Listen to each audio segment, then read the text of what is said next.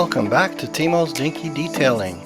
Today I'm going to be doing a Dinky 25E series Lorry. It's a tipper. You don't obviously see that when you look at how it starts. It's a basket case. The tipper is missing. You know it's a tipper because there's a room for a bar where the bed will tip. I'll have to replace that with printed parts. Same with the front grille. And to start out, you can see the whole front has been pushed in, the roof has been crushed down. I'm going to have to pull those out and fix them somehow. Now I've got a new tool. This is going to be for taking these axles out. They're in pretty rough shape, so easier for me to cut them. This tool is made from a pair of dollar store pliers, and I ground off the big jaws and just left the tiniest bit of cutting portion, so it's maximum cutting leverage. So got those axles out. That's how you take this apart. Those tongues sticking down were bent a bit, so I straightened them out in order to get that out, and you can see that's all bent as well. The whole thing is bent in half, including the base. That'll have to be straightened.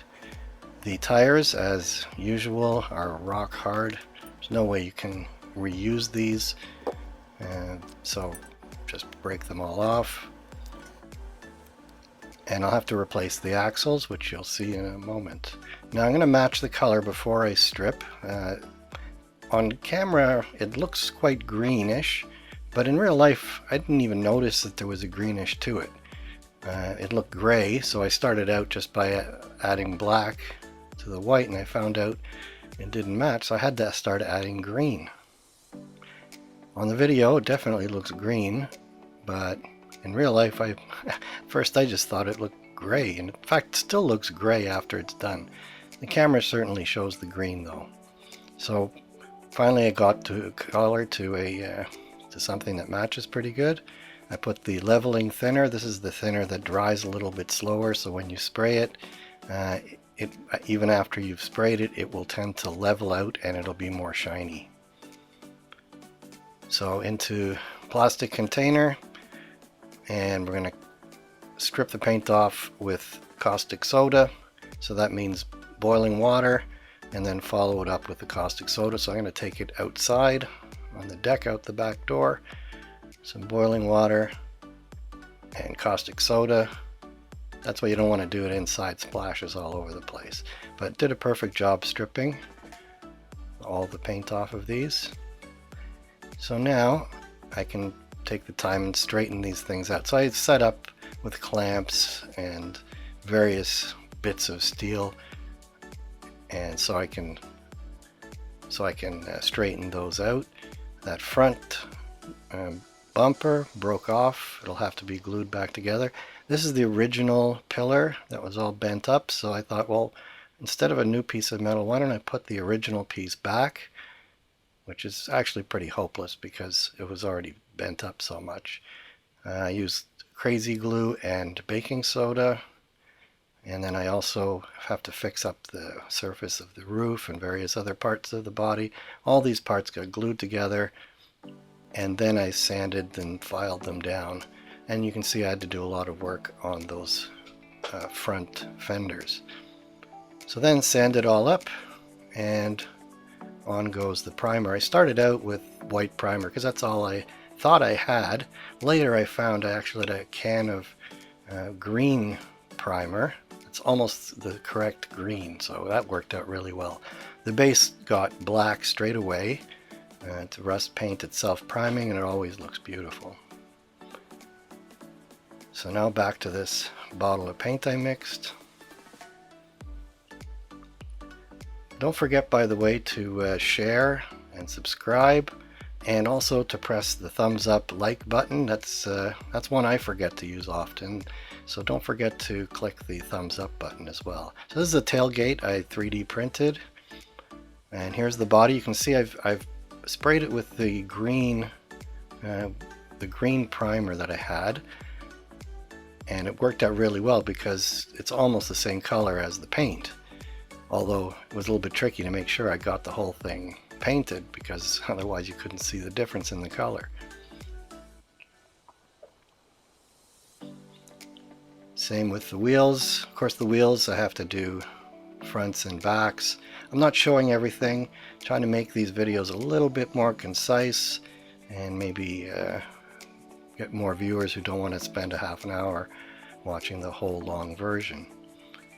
So this bed was also 3D printed, and this grill, and you can see I printed the grill with a transparent resin, and then the Molotov chrome-like silver gets painted on top of it. I want it to look as much as possible like the original die-cast grill that would have been on there originally.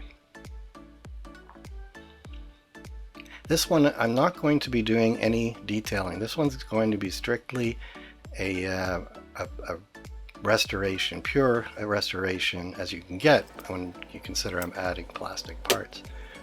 So here's how I'm making my axles. I figured out that the heads on these, they're okay if you're having to make a later style axle, but these are the kind of axles that are squashed. So I filed down one side flat and then turn it over, file the other side flat, and then I'm going to press that with a brand new pair of locking pliers. And I got these ones because they have the least force to disengage them. And that starts looking like a pretty good flattened out end and minimizes the work. Now this is for the tipping portion, so I have a shorter piece, and this was actually did this before I figured out the other trick for using the head. So I'd cut one to shorter, and I'm flattening one end with several presses, and it doesn't really get terribly flat, not as well as the original. So here's all the parts, and first step is to reattach the front grille. So this is a 5-minute epoxy, and we'll just put that on there very carefully. I don't want to handle the chrome part because it tends to dull the paint, so I'd rather not touch it if I can avoid it. And then it pops back in, and it's held together by the axles themselves. So there, I put the front one in. The rubber for these is actually Chinese O-rings. They're made for some plumbing purpose, so they're the perfect size for this, kind of coincidentally or accidentally. And so I'm able to replace all these tires using these O-rings. And I'll show in the text where you can, which ones you can buy. And now I've got the other end of these, and I've actually chosen the hubs to go on that end that have the smaller diameter. And turns out that it depends on the hub, so I chose the smallest ones for this side. Okay, so there, I got that one flattened. That actually came out pretty good.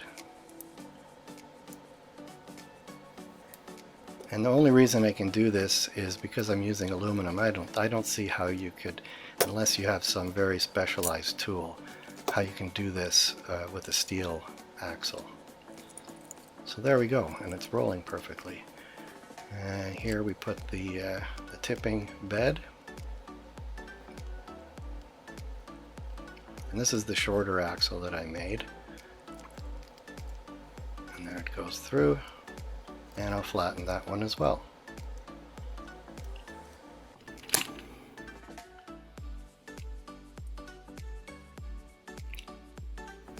You have to be very cautious when opening the thing after you squeeze it, because it's quite a violent shaking. So I'm being extremely cautious and leaving the thing on the bottom. Here you can see the tailgate that I made tips perfectly. So let's remind you of where we started. The castings are bent up quite a bit. There's parts missing, bed and the front grille. Let's see what it looks like now.